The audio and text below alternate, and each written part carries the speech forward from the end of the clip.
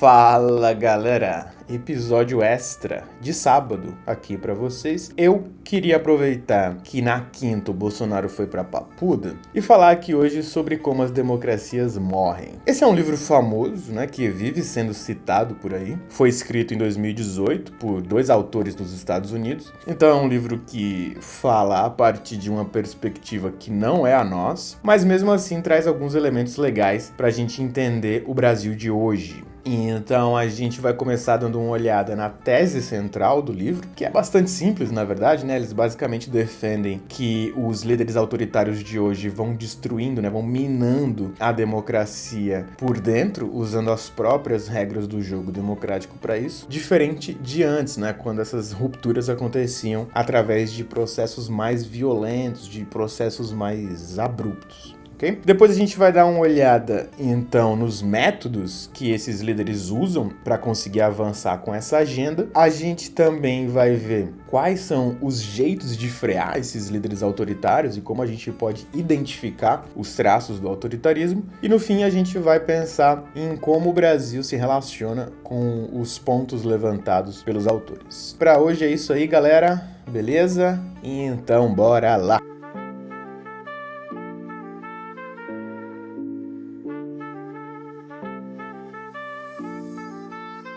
O argumento central do livro, na verdade, é bem simples, né? Antes, a democracia acabava com golpes, com tanques de guerra na rua, com os parlamentos sendo fechados de uma hora para outra. Mas hoje esse processo é muito mais lento e é muito mais sutil. As democracias contemporâneas vão morrendo gradualmente, de pouquinho em pouquinho e por dentro, através de uma subversão das instituições democráticas. Então, o que a gente vê aqui são esses líderes que se elegem de forma legítima e que depois de eleitos usam as regras do jogo democrático para ir minando aos poucos a democracia. Então, as instituições formais continuam existindo, as eleições acontecem, os parlamentos e os tribunais funcionam mais ou menos do mesmo jeito que antes, mas o nível de competitividade política vai ficando cada vez mais comprometido. É como se você, então, mantivesse ali, né, uma fachada de democracia, mas destruísse as bases do sistema democrático por dentro de um jeito sutil, de um jeito até que muita gente nem sequer percebe que tem alguma coisa estranha acontecendo.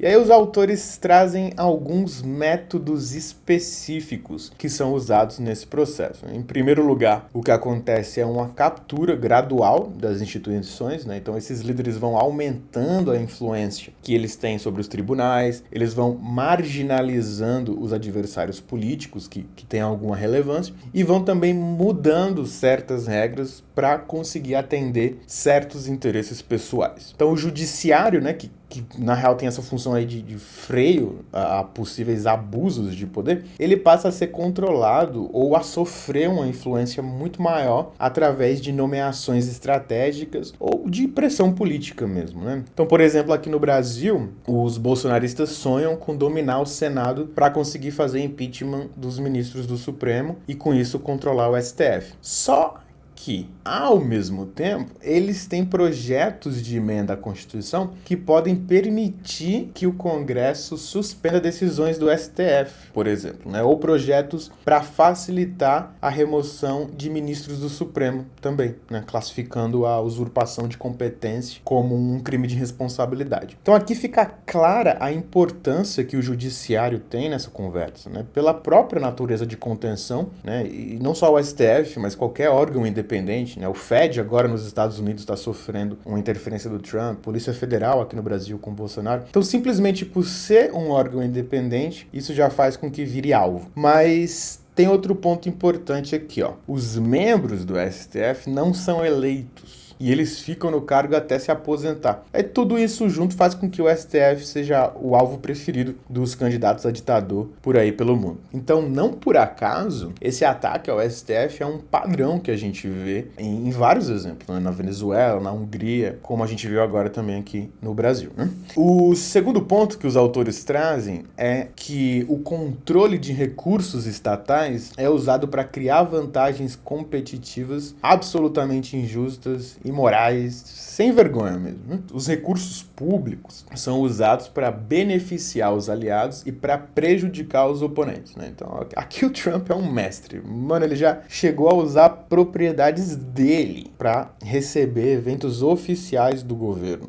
Lucrando, né? Lógico, com os gastos da própria administração. É quase genial, na real, né? E fora isso, ele concedeu perdões presidenciais para aliados condenados. Enfim, não falta exemplo aqui, né? E o acesso desigual à mídia, junto com a perseguição dos adversários, tudo isso faz com que, mesmo tendo eleições ainda, elas meio que deixam de ser competitivas, na verdade, né? E aqui a gente tem o exemplo do Orbán, da Hungria, que adotou uma estratégia de sufocar a mídia, fazendo fusão de alguns veículos de comunicação com conglomerados que são de aliados dele e também classificando qualquer crítica ao governo dele como algo que está vindo de agentes estrangeiros, né? Então classificando a crítica sempre como algo vindo de um inimigo, de alguém interessado no mal do país. Fora isso, uma vez que você controla o judiciário, é comum a gente ver exemplos de uso dos tribunais para perseguir adversários e impedir que eles concorram às eleições. E o terceiro ponto é sobre as estratégias discursivas, né? Essa loucura toda começa com palavras, uma bobagem que você fala aqui, uma minoria que você ofende ali, e nisso vai rolando uma difamação dos oponentes políticos, junto com os vários ataques à imprensa, que começa a ser classificada como inimiga do povo. E esse discurso cria um ambiente de desconfiança, cria um ambiente de medo, e os autores destacam que muita gente subestima o impacto que esse discurso pode ter, mas é exatamente essa estratégia que, num contexto já de polarização muito grande, ele leva a mídia a abandonar certos padrões profissionais, ao mesmo tempo em que provoca a oposição, aí adotando medidas cada vez mais extremas, e tudo isso fortalece a narrativa do líder autoritário. E tudo isso, geralmente, é justificado com umas desculpas que parecem até nobres, né? Tipo, combate à corrupção, melhoria da democracia, defesa da segurança nacional, e até rola uma certa tolerância, tanto da sociedade quanto do judiciário, porque tudo isso é apresentado como um esforço válido, como uma tentativa honesta de implementar certas ideias, enfim.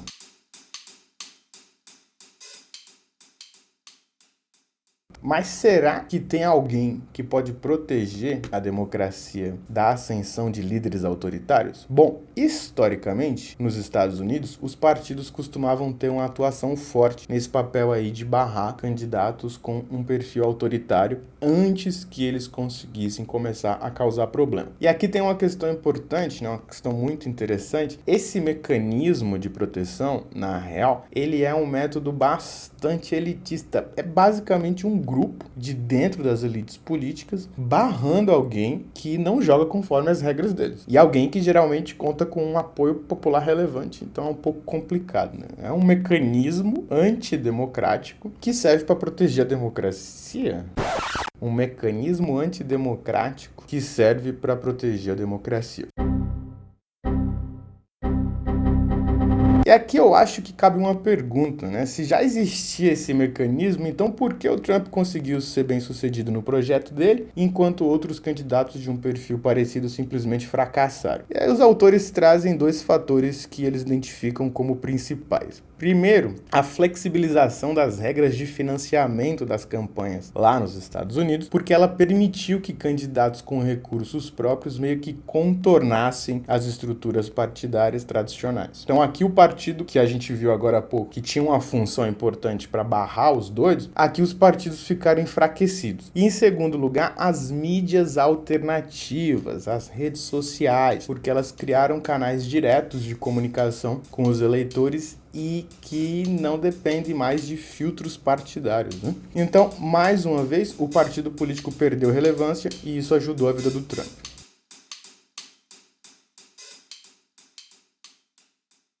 E como a gente pode fazer para identificar esses líderes autoritários, né? Será que existe um ditadorômetro ou um ditarodar? Os autores falam que sim, na real, né? Existe 4, na verdade. 4 indicadores para identificar líderes com tendências autoritárias. Primeiro, a rejeição das regras democráticas, né? O sujeito não aceita os resultados eleitorais. Ele questiona a legitimidade do processo eleitoral e despreza causa as normas e as instituições democráticas. Segundo, a negação da legitimidade dos oponentes. Humilhante trata os adversários como inimigos, como ameaças existenciais. Ele quer eliminar a oposição política. Ele defende a extinção de partidos adversários. Terceiro, o safado demonstra uma certa tolerância ou até incentivo à violência. Ele encoraja a violência por motivos políticos. Ele tolera ações violentas de apoiadores e ele usa uma retórica que incita o confronto físico. Quarto, disposição para restringir liberdades. O canalha demonstra um desejo de restringir liberdades civis de oponentes. Ele ataca a liberdade de imprensa. Ele tem como objetivo limitar os direitos de grupos específicos. Bom, qualquer semelhança? Todos os 4 sinais de autoritarismo que os autores trazem no livro estão presentes no contexto brasileiro. Rejeição das regras democráticas. Bom, Bolsonaro fez discurso falando que as urnas eletrônicas podiam ser fraudadas várias vezes. Nunca apresentou nenhuma prova disso, inclusive ficou inelegível por causa disso, né? Agora ele está inelegível porque mora na Papuda, mas antes mesmo da condenação por golpe, o Bolsonaro ficou inelegível por causa daquela reunião ministerial que ele fez com os embaixadores para ficar falando bobagem contra as urnas eletrônicas. Negação da legitimidade dos oponentes e tolerância à violência por motivos políticos. Bom, metralhar a petralhada, né? Acho que não precisa dizer mais nada. Disposição para restringir liberdades civis. Essa aqui fica resumida naquela frase famosa do Biruliro, que disse que as minorias precisam se curvar para a maioria. Tudo isso a gente viu aqui no Brasil, mas a gente também não pode esquecer que o Bolsonaro está preso porque ele tentou um golpe mesmo, né? Um golpe daquele das antigas. Não por nada disso aqui. O Bolsonaro adotou uma estratégia dupla, que misturava modernidade com tradição. Quando esses recursos sofisticados todos que a gente viu aqui não deram conta, ele apelou para a bala e para os tanques. A nossa sorte é que os tanques no Brasil são aquela pataquada lá que a gente viu no 7 de setembro de 2021, né? Uma fumaceira, uns negócios tudo capenga.